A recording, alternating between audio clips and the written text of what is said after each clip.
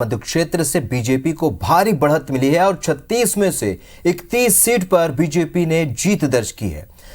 कांग्रेस 12 सीटों में 5 सीटें ही बचा पाई। मध्य क्षेत्र से बीजेपी को 7 सीट की बढ़त मिली है। यानी सारे कयास जो थे लगाए जा रहे थे वो कहीं ना कहीं ध्वस्त हो गए। मध्य क्षेत्र में बीजेपी को भारी बढ़त, 36 में से 31 सीट पर बीजेपी ने जीत दर्ज की है। कांग्रेस 12 सीटों में से 5 सीट ही बचा पाई। मध्य क्षेत्र से बीजेपी को 7 सीट की बढ़त भी मिली है।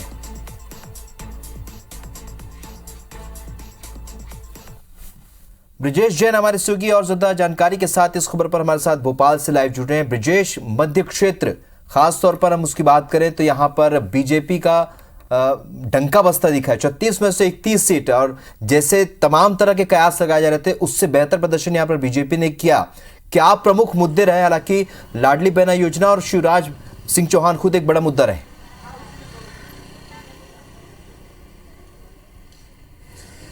देखिए, सबसे बड़ा मुद्दा रहा मोदी फैक्टर। मोदी का जो चेहरा रहा और तमाम जो जमावट रही, बीजेपी की जो रणनीति रही और खासतौर से लाडली बहना योजना जो जिक्र आपने किया, ऐसी तमाम कई योजना जिसका लाभ सीधे तौर पर गरीब जनता को मिला था, हितग्राहियों को मिला था, वो तमाम चीज़ें रहीं। विकास का मुद्दा रहा क्योंकि पूरे अगर मध्य प्रदेश में हम देखें तो मध्य क्षेत्र में सबसे ज़्यादा विकास हमको नज़र आएगा, जहां चमचमाती रोड, घर घर पानी और इस तरीके की तमाम जो बुनियादी व्यवस्थाएं, चाहे वो स्वास्थ्य हो, एजुकेशन हो, इसमें बढ़ोतरी हुई थी और यही वजह रही कि बम्पर समर्थन भी जो है वो बीजेपी को मिला था। अगर हम 14वीं विधानसभा की बात करें तो 2020 के बाद जो उपचुनाव हुए उसके बाद की स्थिति ये थी कि 3 दर्जन सीटों में से 12 सीटों पर कांग्रेस काबिज थी और 24 पर बीजेपी। लेकिन अगर हम इस चुनाव की बात करें तो 15वीं विधानसभा के लिए जो चुनाव हाल ही में हुए उसमें 7 सीटें गंवा दी है कांग्रेस ने और 12 में से सिर्फ 5 पर वो आ गई है।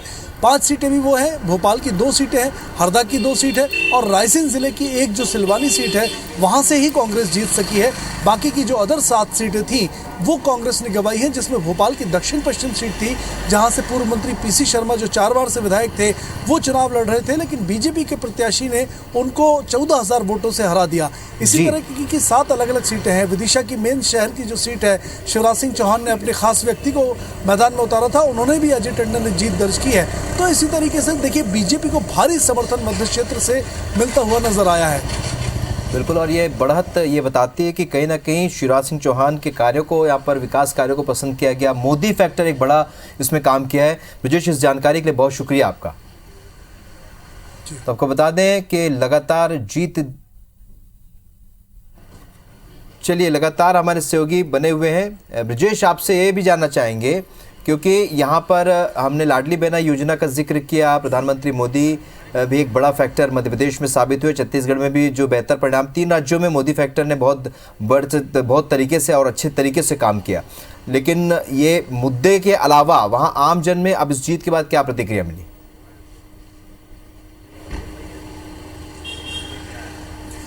बिल्कुल, देखिए, जनता उत्साहित है क्योंकि बीजेपी का गढ़ कहा जाता है। अगर मध्य क्षेत्र की बात करें और उससे लगे हुए बुंदेलखंड डिवीजन की हम बात करें तो ये दोनों ही शुरू से ही बीजेपी का गढ़ रहे हैं, बीजेपी को भारी समर्थन देते रहे हैं और सरकार बनाने में महत्वपूर्ण भूमिका निभाते रहे हैं। और बीजेपी को उम्मीद थी कि अगर मालवा में या फिर ग्वालियर चंबल में कहीं कुछ नुकसान होता है कुछ सीटों का तो उसकी भरपाई जो है मध्य क्षेत्र और बुंदेलखंड से की जा सकती है। लेकिन शायद ही बीजेपी को भी उम्मीद होगी कि इतना भारी जन समर्थन उसको मिलेगा। कई सीटों पर सर्वे में जो चीज़ें सामने आई थी वो ये थी कि बीजेपी के बीच और कांग्रेस के बीच कांटे का मुकाबला है।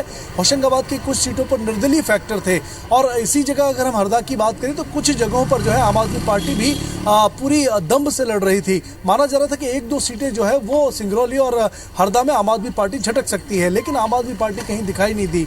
सबसे बड़ी पार्टी बनकर बीजेपी दोबारा उभरी है और तमाम फैक्टर के बीच लाडली बहनाओं ने जबरदस्त समर्थन किया है। और वोट परसेंट की बात करें तो उसमें भी जो 3% की बढ़ोतरी मध्य क्षेत्र। ठीक है ब्रिजेश, आप हमारे साथ बने रहिए। इस वक्त हमारे सहयोगी विजेंद्र पांडे भी इस वक्त हमारे साथ जुड़ चुके हैं। विजेंद्र, विंध्य की अगर बात करें तो यहां पर फिर से कमल खिला है और सबसे अहम बात यह है कि 2 सांसदों को यहां पर बीजेपी ने मैदान में उतारा था।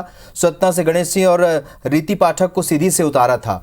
इसके अलावा अगर नारायण त्रिपाठी की बात करें तो चुनाव हार गए, लेकिन ओवरऑल देखा जाए तो बीजेपी का बहुत बेहतर प्रदर्शन रहा। क्या ये माना जाए कि यहाँ पर भी एक तरीके से मोदी फैक्टर और जो दूसरे कार्य इस वक्त शिवराज सरकार ने किए वो काम आए हैं?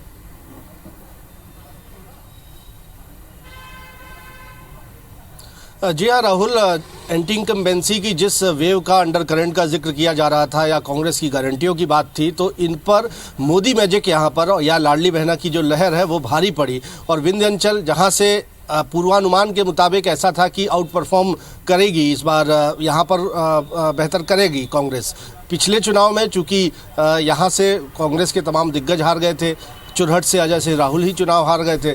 इस बार काफ़ी उम्मीद थी कांग्रेस पार्टी को, लेकिन विंध्य में एक तरह से बीजेपी के अलावा जितने जो दल थे सबको नकार दिया। खास तौर पर समाजवादी पार्टी, बहुजन समाज पार्टी और आम आदमी पार्टी को खासी उम्मीद थी। सबसे ज़्यादा तीसरे दलों को विंध्य से ही उम्मीद थी। खास तौर पर जब सिंगरौली में आम आदमी पार्टी की महापौर रानी अग्रवाल बनी गई थी, केजरीवाल भी यहाँ पर आए, उन्होंने सभाएं की। भगवंत मान पंजाब के मुख्यमंत्री यहाँ पर पहुँचे, रानी अग्रवाल भी प्रत्याशी बनी थी, लेकिन सबको विंध्य की जनता ने नकार दिया। और जो 30 सीटें हैं विंध्य में विधानसभा की, उनमें से 25 सीटों पर कमल खिला।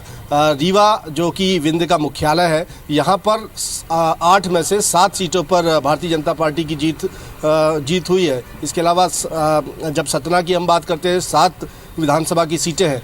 यहाँ से सतना के जो सांसद हैं गणेश सिंह, वो चुनाव हार गए। सिद्धार्थ कुशवाहा जो कि कांग्रेस से आते थे, उन्होंने पटकनी दी तकरीबन 4000 से ज़्यादा वोटों से। और नीलांशु चतुर्वेदी जो कि चित्रकूट से आते थे, कांग्रेस के विधायक थे, वो यहाँ पर हार गए। तो जहाँ तक आपने सवाल की शुरुआत सांसदों को चुनाव मैदान में उतारने को लेकर की थी, तो राहुल ये लगभग साफ था कि महाकौशल और विंध्य, ये 2 अंचल पर एक कड़ी चुनावी लड़ाई की उम्मीद थी। और यही वजह है कि सबसे ज़्यादा 4 सांसदों को महाकौशल से चुनाव मैदान में उतारा गया था। और उसके बाद दूसरे नंबर पर विंध्य था, जहाँ से सीधी की सांसद रीति पाठक और गणेश सिंह जो सतना के सांसद हैं, उनको चुनाव मैदान में उतारा गया था। रीति पाठक तो चुनाव जीत गई, लेकिन गणेश सिंह बुरी तरह चुनाव हार गए। और 30 में से 25 सीटों पर जिस तरह से यहाँ से भारतीय जनता पार्टी के प्रत्याशियों की जीत हुई है, उसने ये साफ कर दिया कि विंध्य का भरोसा जो है पीएम मोदी या भारतीय जनता पार्टी पर बरकरार। बिल्कुल विजेंद्र, चूंकि कांग्रेस ने भी यहाँ बेहतर तैयारी की थी और जो कयास थे, जो एग्जिट पोल कह रहे थे, वो कहीं ना कहीं कांग्रेस को भी कई एग्जिट पोल ने बढ़त में बताया। लेकिन देखना ये होगा कि आखिरकार ये जीत कितनी अहम रखती है बीजेपी के लिए। इस जानकारी के लिए, चर्चा के लिए बहुत बहुत शुक्रिया विजेंद्र आपका।